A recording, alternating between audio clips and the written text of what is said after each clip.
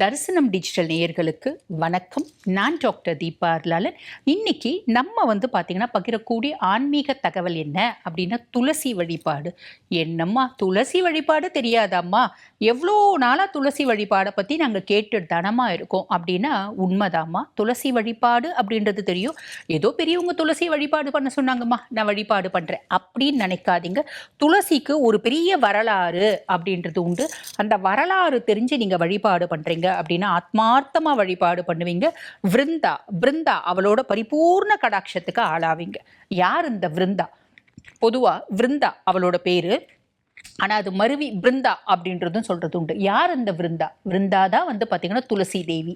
யார் இந்த துளசி தேவி? துளசி தேவியை பத்தி சொல்லணும் அப்படின்னா அழகும் அறிவும் பதிவிரதா தனமும். அவ திருமணம் ஆவறதுக்கு முன்னாடி கற்பு கரசியா, என்னோட கணவரை தவிர நான் யாரையும் நிமிந்து கூட பார்க்க மாட்டேன் அப்படின்னு ஒரு கொள்கையோட வாழ்ந்தவ தான் இந்த விருந்தா. விருந்தா என்ன பண்றா, ஒரு முறை ஒரு கடற்கரை ஓரமா அவ பாத்தீங்கன்னா தேர்ல போகும்போது பாக்குறா, அந்த தண்ணியில ஒரு அழகான சுரூபம் தெரியுது. அத்துணை அழகான சுரூபம் தெரியுது. அந்த ரூபத்தை கண்ட மாத்திரத்துல காதல் கொள்றா. யார் அந்த சுரூபம்? யாருடைய சுரூபம் அப்படின்னா ஜலந்திரன். யார் அந்த ஜலந்திரன்? ஈசனுடைய மைந்தன் ஆவான். ஈசனுக்கு ஜலந்திரன்னு கூட ஒரு பையன் இருக்கானாமா? ஆமாம்மா இருக்கான்.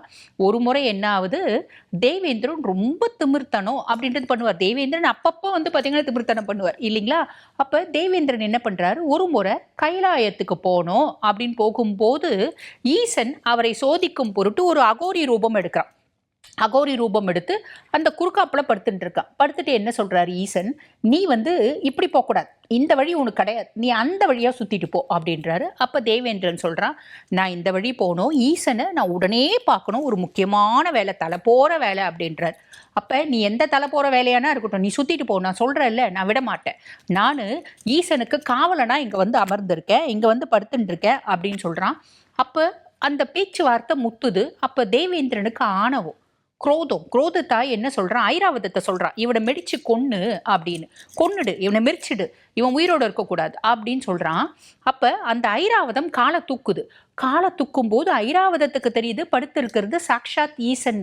எப்பயுமே விலங்குகளுக்கு நம்மளை விட புத்திசாலித்தனம் அப்படின்றது ஜாஸ்தி இருக்குதான் தெரியுது. நம்ம ஆறறிவு பற்ற மனிதர்களா இருந்தாலும் நம்மளோட கோபமும் குரோதமும் ஆணவமும் கண்ணை மறைக்கும். அந்த மாதிரி தேவேந்திரனுக்கும் கண்ணை மறைச்சிச்சு. அப்ப ஐராவதம் காலை தூக்குது. காலை தூக்கந்து காலை மடக்கிட்டு மண்டிட்டு நமஸ்காரம் பண்ணுது. அப்ப இதை பார்த்த தேவேந்திரனுக்கு கோவத்துல, அவனுக்கு ஆத்திரத்துல புத்தி இழக்கிறான். என்ன நீ ஒரு அகோரிக்கு இப்படி, அவன் பாத்தீங்கன்னா குளிச்சு எத்தனை வருஷம் ஆகியிருக்குமோ, எப்படி ஒரு கொடுமையா இருக்கான், சுத்தம் இல்லாம சுத்தப்பத்தம் இல்லாம எப்படி கிடக்குறான், அவனை போயிட்டு நீ கும்பறி அப்படின்னு சொல்லிட்டு அவனை வஜ்ராயுதத்தை எடுத்து பாத்தீங்கன்னா ஐராவதத்தை அடிக்க போறான். அடிக்க போகும்போது ஈசனுக்கு பயங்கர கோபம் வந்துடுது. நெற்றிக்கண்ணை திறக்கிறாரு, அவனை எரிக்க போறாரு. எரிக்க போகும்போது காலில் விழுந்துடுறான் தேவேந்திரன். ஐயா என்னை மன்னிச்சுடு, தெரியாம செஞ்சிட்டேன், ஐராவதத்துக்கு தெரிஞ்ச புத்தி கூட எனக்கு இல்லையே, நான் உன்னை தெரியாம பாத்தியானா நான் தப்பு பண்ணிட்டேன். அப்ப ஈசன் சொல்றான், நீ என்ன நிந்திச்சது தப்பு இல்லை, வாயில்லா ஒரு பிராணிய உன்னோட வஜ்ராயத்தை கொண்டு அடிக்க போறியே, இவ்வளோ ஒரு குரூரமான மனசு உனக்கு எப்படி வந்துச்சு அப்படின்னு கேட்கிறாரு. இருந்தாலும் நெற்றிக்கண்ல இருந்து அந்த ஜுவாலை வந்துருச்சு. இவன் கதறி அழும்போது அந்த ஜுவாலை நிக்குது தேவேந்திரனை எரிக்கிறதுக்கு. அப்ப ஈசன் என்ன பண்றாரு, அந்த ஜுவாலையை சமுத்திரத்துல கறக்கும்படி அதுக்கு பாத்தீங்கன்னா உத்தரவிட்டுறார். அந்த ஜுவாலை நேரா போய் சமுத்திரத்துல விழுந்துடுது. சமுத்திரத்துல விழுந்த பின்னாடி ஒரு அழகான ஆண் குழந்தையா வந்துடுது.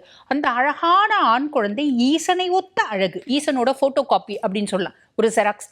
ஈசனை போலவே அத்துணை அழகா இருக்காரு.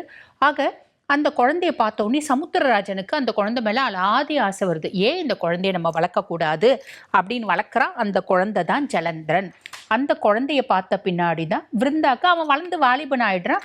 விருந்தாக்கு அவன் மேல காதல், கந்தர்வ திருமணம் பண்ணிக்கிறான்.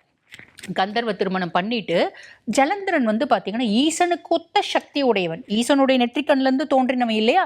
ஆனா நெற்றிக்கண்ல இருந்து தோன்றினதுனால குரோதம் ஜாஸ்தி இருக்கு. அவன் ராட்சஸா இருக்கான். அவனுடைய குணங்கள் சாத்விக குணங்கள் இல்லை, ராட்சச குணம் தான் ஜாஸ்தி இருக்கு. அப்ப அந்த ராட்சஸா இருக்கான். அவன் விருந்தா மேல காதல் இருந்தாலும் விருந்தாவை திருமணம் பண்ணிக்கந்தனோட அவனுடைய உள்ளூர எண்ணம் என்ன அப்படின்னா, இந்த பொண்ணு திருமணமான பின்னாடி நிறைஞ்ச பதிவிரதையா இருப்பா. அதுக்கும் மேல விருந்தா பெருமாளுடைய தீவிர பக்தி. ஆக இவளுடைய கற்பு நமக்கு கவசமாக இருக்கும் அப்படின்னு விருந்தாவை திருமணம் பண்ணிக்கிறான்.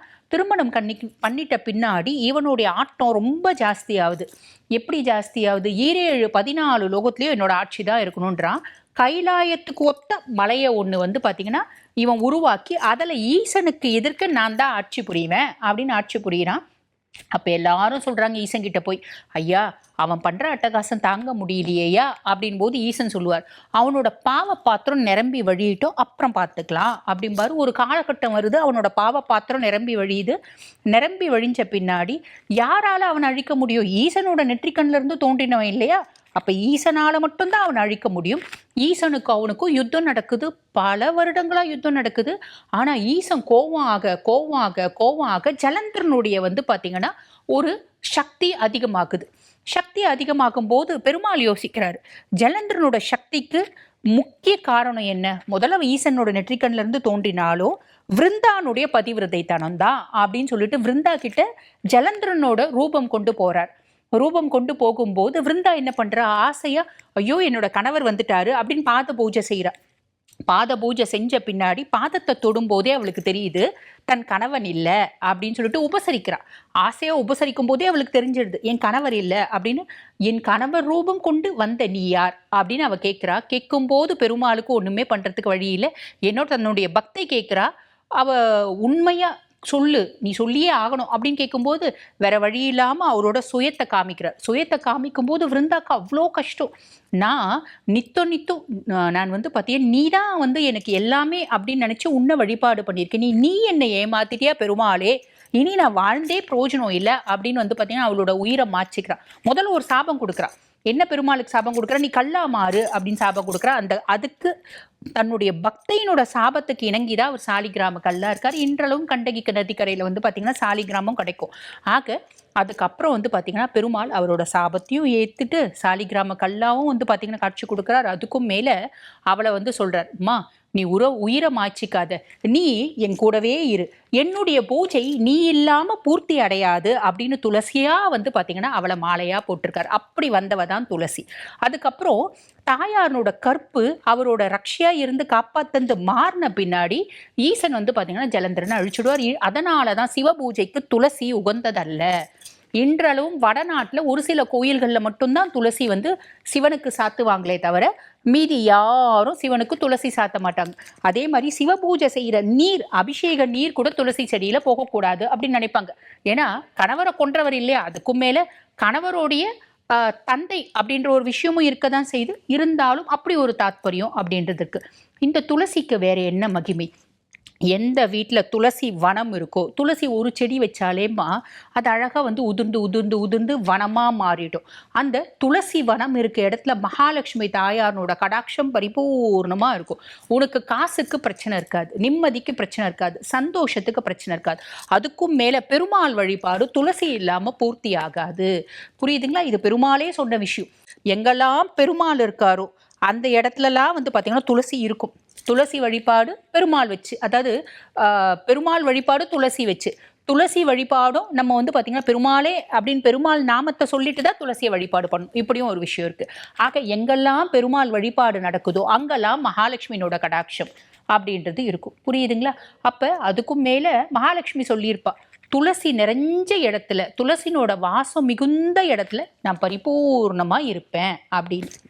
ஆக இந்த துளசிக்கு இத்துணை தாத்பரியங்கள் அப்படின்றது இருக்க தான் செய்து. இந்த துளசிக்கு வேற என்னென்ன ஆன்மீக சார்ந்த விஷயங்கள் இனி வரும் பதிவுகளில் நம்ம பார்க்கலாமா? ஆக இந்த பதிவு பயனுள்ளதாக இருக்கும்னு நினைக்கிறேன். இதே மாதிரி இன்னொரு பதிவில் உங்களை சந்திக்கிறேன். நன்றி.